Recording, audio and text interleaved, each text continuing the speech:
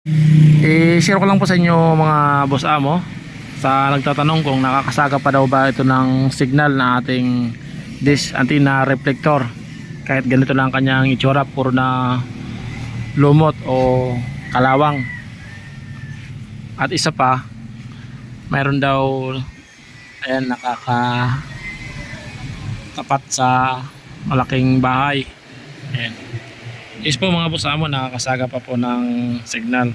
Kailangan lang kapag ganyan merong bahay, i-distansya mo lang ang iyong antenna para makasagap ng signal galing doon sa taas, sa satellite.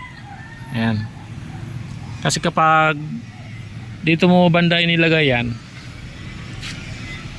ayan, hindi na po yan makakasagap. Kailangan niya po ng distansya sa puno man o namang bagay nandyan, o simento. Kailangan nyo lang i-distansya para makasagap ng signal. Katulad nito, ganyan.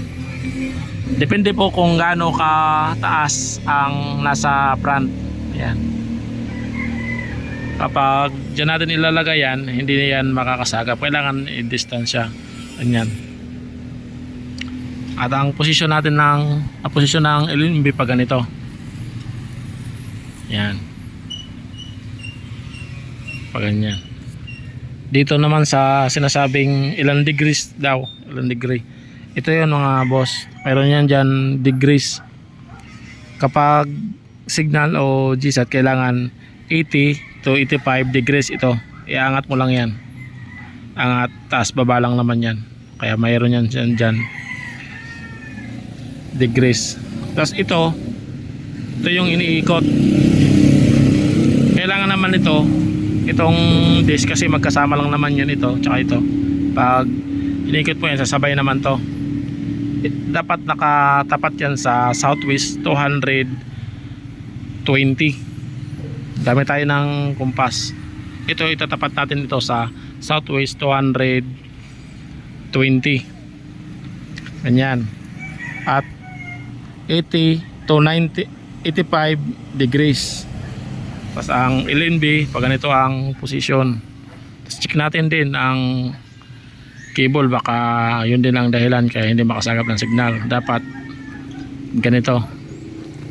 Ayan, walang nakadikit na maliliit na wire, negative wire connection. Ganyan. Ayan.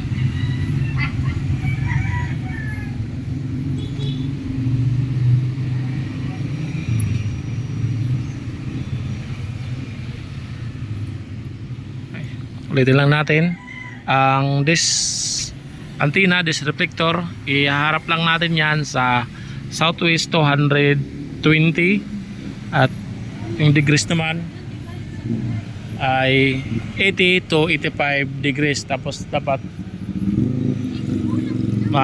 i-distansya natin kapag may ganyan, may bahay na mataas, i-distansya natin, ganyan ang distansya niyan.